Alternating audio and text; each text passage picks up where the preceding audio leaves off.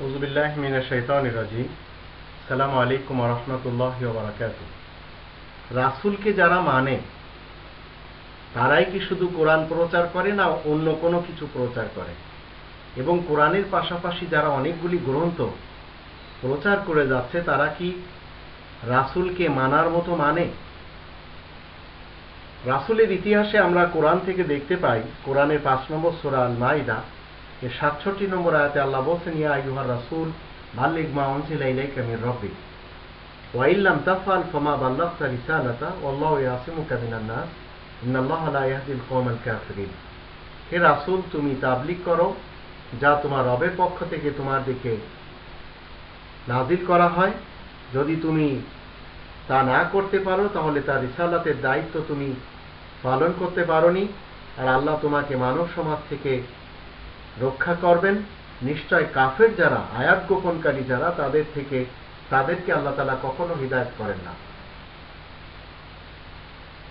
তো রাসূল চিরকাল তার এই 23 বছরের নবুয়তির জীবন, তিনি তো কোরআনের প্রচারক ছিলেন। 23 বছরের নবুয়তি জীবনে যদি আপনি মনে করেন যে তিনি কোরআন ছাড়া অন্য কিছু প্রচার প্রসার করেছেন আর তিনি বিদায় হজে কোরআন ছাড়া অন্য কোনো কথা বলে গেছেন, তাহলে এটা হচ্ছে আপনার ধারণা। আর আপনি ইতিহাসের মাধ্যম দিয়ে কোরআনকে ঢাকতে চাচ্ছেন, তার জন্য আপনাকে তৈরি নিতে হবে, পরকালে আপনার কাছে জিজ্ঞাসা করা হবে। ৪৬ নম্বর সূরা আল আহকাফ এর 23 নম্বর আয়াতে আল্লাহ বলেন, ক্বালা ইন্নামাল ইলমু ইনদাল্লাহ ওয়া উবাল্লিগুকুম মা উরসিলতু বিহি ওয়ালাকিন্নী আরাকুম কওমান তাজহালুন।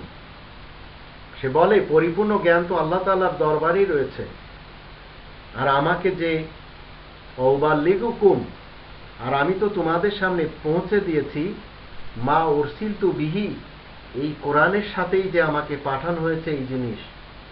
ওয়ালাকিন্নী আরাকুম কওমান তাজহালুন, কিন্তু আমি তো দেখছি তোমরা সবাই অশিক্ষিত হয়ে গেছো, তোমরা তো মূর্খদের মতোই যা কিছু করে যাচ্ছ, বলে যাচ্ছ, আমল করে যাচ্ছ।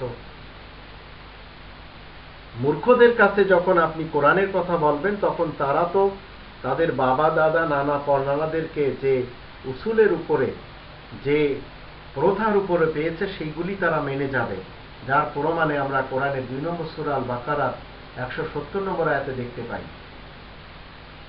তো রাসূল চিরকাল কোরআনের দাওয়াত দিয়ে গেছেন, কোরআন তিনি প্রচার করে গেছেন।